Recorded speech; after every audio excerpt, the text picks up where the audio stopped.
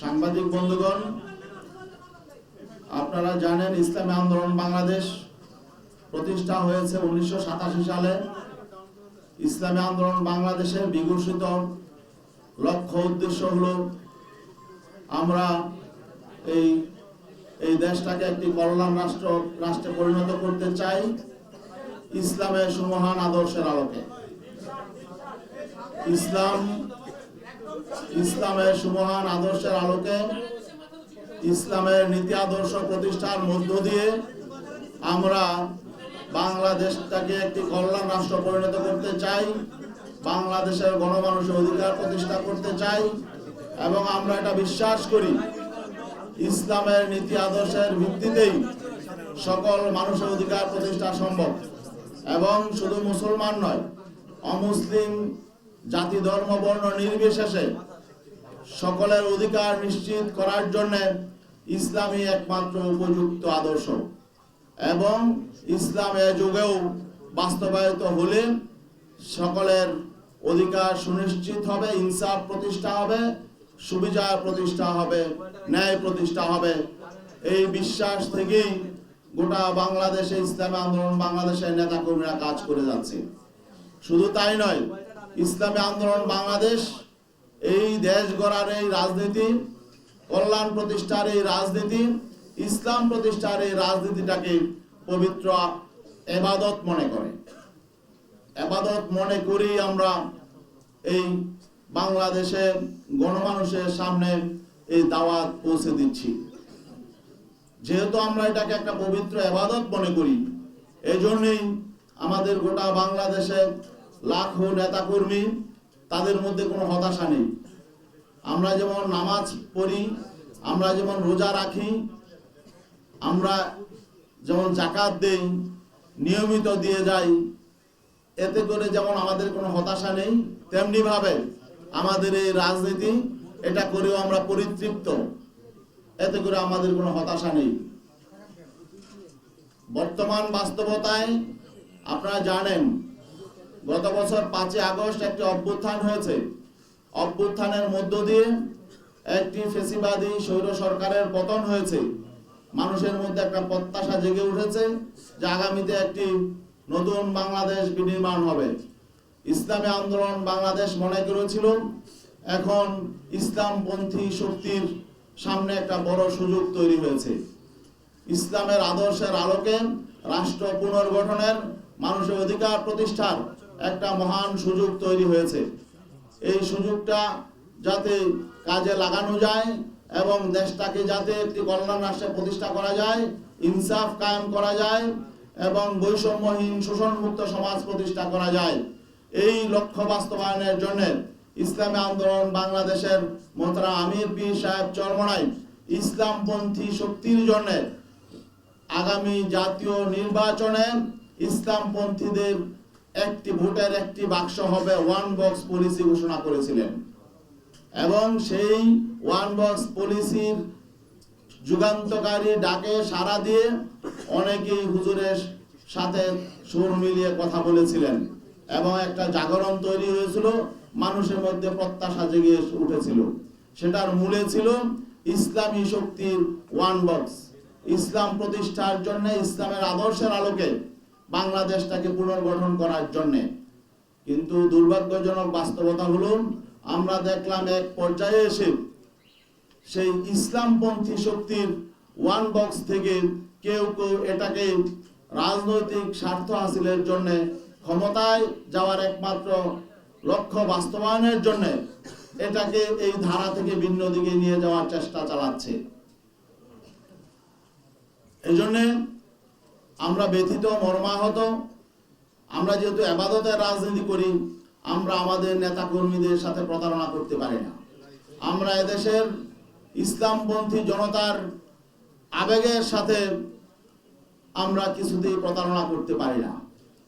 আমরা যেহেতু ইসলাম প্রতিষ্ঠার জন্য, ইসলামের সুমহান আদর্শ প্রতিষ্ঠার জন্য, ইসলামের আলোকে কল্যাণ রাষ্ট্র প্রতিষ্ঠার জন্য আমরা দীর্ঘদিন যাবৎ এখানে কাজ করে আসছি, আমরা এর থেকে বিচ্যুত হতে পারি না।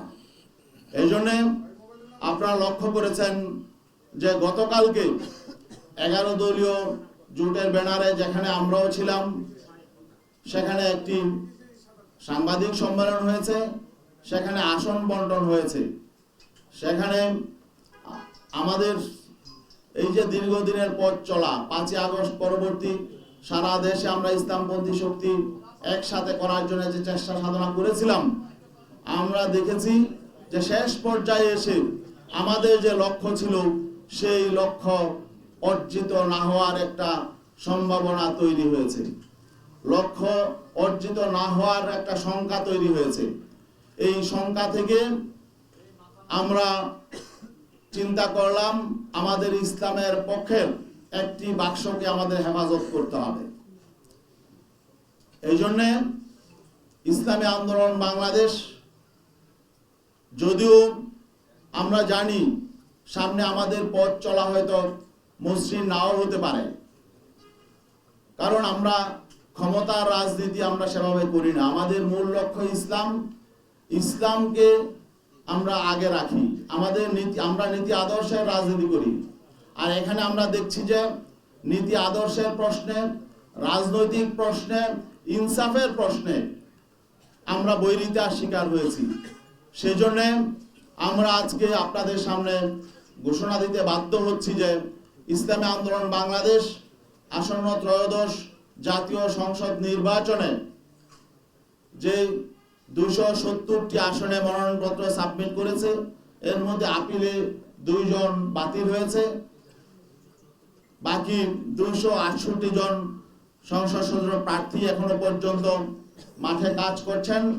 আমরা তাদেরকে নির্দেশনা দিয়ে দিয়েছি, তারা নির্বাচনের প্রতিদ্বন্দ্বিতা করবেন, একজনও তারা মনোনয়নপত্র প্রত্যাহার করবেন না।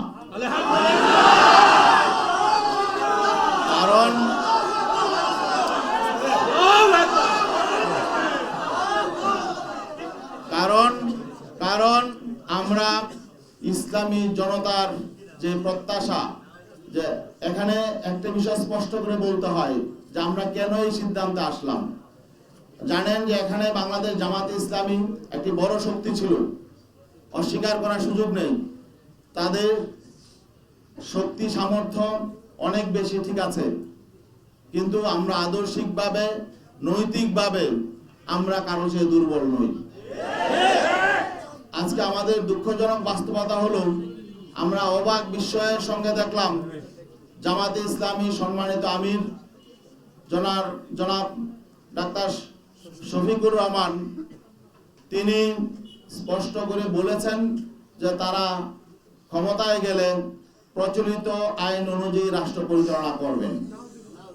এবং তিনি যে খ্রিস্টান সম্প্রদায়ের প্রতিনিধির সঙ্গে কথা বলছিলেন, সেই খ্রিস্টান সম্প্রদায়ের একজন সম্মানিত নারী, তিনি স্পষ্ট করে বলেছেন যে আমরা আশ্বস্ত হয়েছি যে জামাতের আমির শরিয়া আইন প্রতিষ্ঠা করবেন না, এই ওয়াদা তিনি করেছেন, এই জন্য আমরা আশ্বস্ত হয়েছি।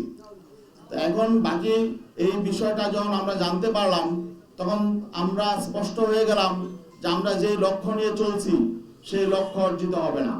কারণ আজকে যখন রাষ্ট্র ক্ষমতা যাওয়ার মতো একটা পরিস্থিতি তৈরি হয়েছে, এখন যারা প্রধান শক্তি তারাই যদি ইসলামের সুমহানী আদর্শ থেকে ভিন্ন দিকে চলে যায়, তারা যদি ইসলামী আইনের প্রতি তাদের আস্থা না থাকে, তাহলে আমরা যে কর্মী সমর্থক নিয়ে সারা দেশে ইসলামের পক্ষে কাজ করে যাচ্ছি, এই স্বপ্নই থেকে যাবে।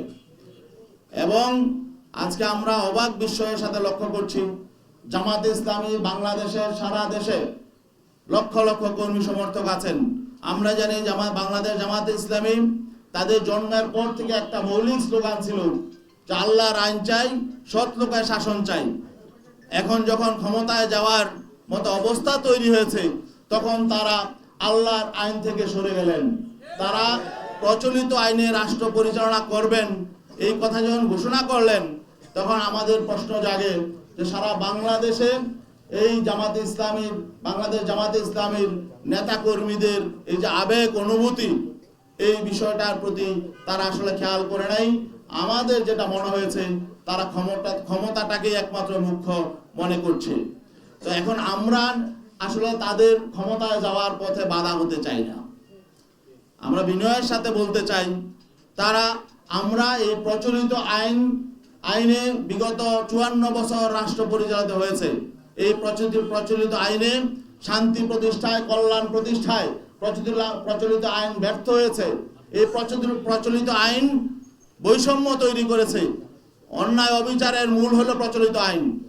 অতএব আমরা তো সবসময় বলে আসছি, প্রচলিত আইন পরিবর্তন করে সেখানে আল্লাহর দেয়া আইন এবং ইসলামের সুমহান আইন, যেটা সকলের জন্য সমান এবং ধর্মবর্ণ নির্বিশেষে সকলের অধিকার প্রতিষ্ঠা করবে, আমরা তো সেই আইন প্রতিষ্ঠার জন্য আন্দোলন করি। এখন শেষ মুহূর্তে যদি আমরা দেখি যে আসলে প্রধান যে রাজনৈতিক শক্তি আমাদের সহযোগী শক্তি ছিলেন, তারা যখন নাকি বলছেন যে না, তারা সে আল্লাহর আইনের পথে চলবেন না, বরং প্রচলিত আইনেই তারা রাষ্ট্র পরিচালনা করবেন, তখন আমরা তাদের সহযোগী হওয়ার জন্য আমরা প্রস্তুত নই। এই জন্যে আমরা মনে করছি এটা আমাদের ইসলামপন্থী শক্তির সামনে আমাদের তুলে ধরা দরকার। এই জন্যে আমরা তাদের আবেগের প্রতি শ্রদ্ধা জানাই। অনেকেরই অনেক রকম আবেগ তৈরি হয়েছিল, এই ঐক্যকে নিয়ে আমরা তাদের প্রতি সম্মান শ্রদ্ধা জানাই। আর বিশেষ করে এখনো পর্যন্ত যারা জোটবদ্ধ আছেন, সেখানে আরো ইসলামী সংগঠন আছেন, তাদের প্রতি আমরা শ্রদ্ধা জানাই। তাদের প্রতি আমাদের কোনো বিরূপ ধারণা নেই।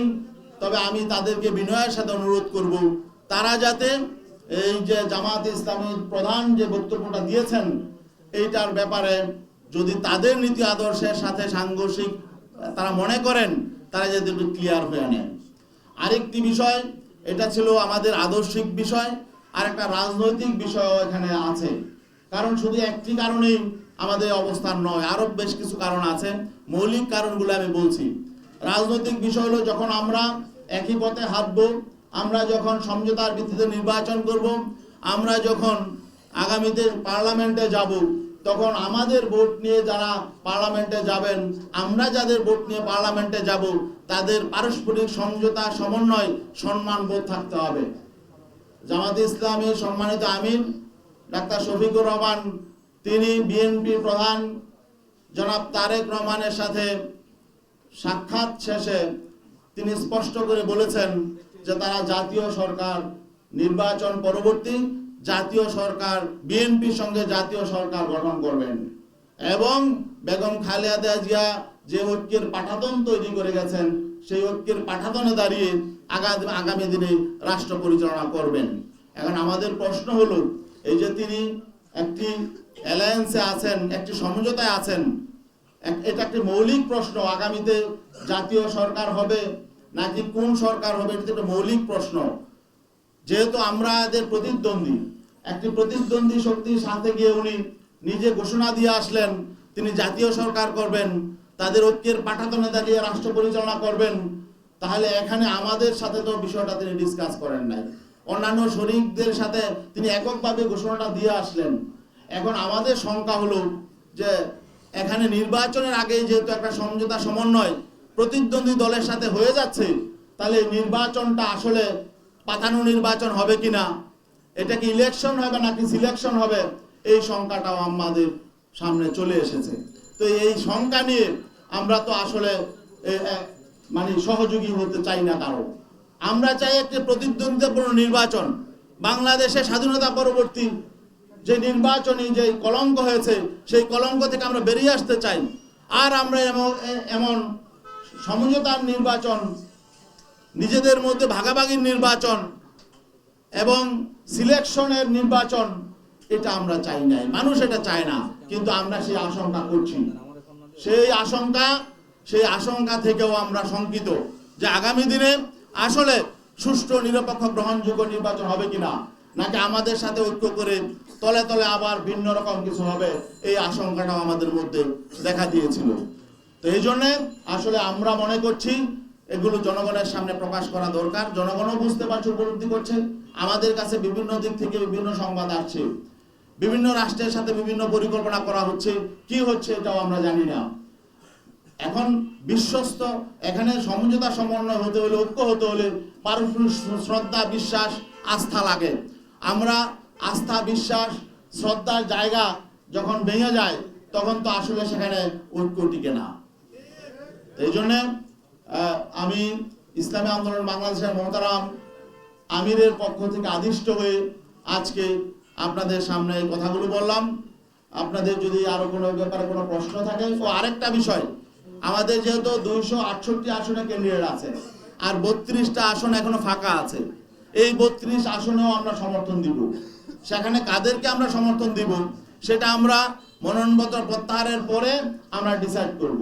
আমাদের নীতি আদর্শ এবং লক্ষ্যের সাথে যাদের মিল হবে তাদের সাথে সহযোগ্য ক্যান্ডিডেট তাদেরকে আমরা ইনশাল্লাহ সমর্থন দিব এবং আমরা আশাবাদী গোটা বাংলাদেশের 300 আসনেই আমাদের পক্ষের ক্যান্ডিডেট থাকবে ইনশাল্লাহ, যাতে যাতে যাতে ওয়ান বক্স, যাতে পিসাব চরমনাই ইসলামের পক্ষে ওয়ান বক্স সেটা যাতে সঠিক বাস্তবায়ন আগামী নির্বাচনে থাকে, এই জন্য আমরা ইনশাল্লাহ এই ব্যবস্থা আমরা করব। সবাইকে ধন্যবাদ।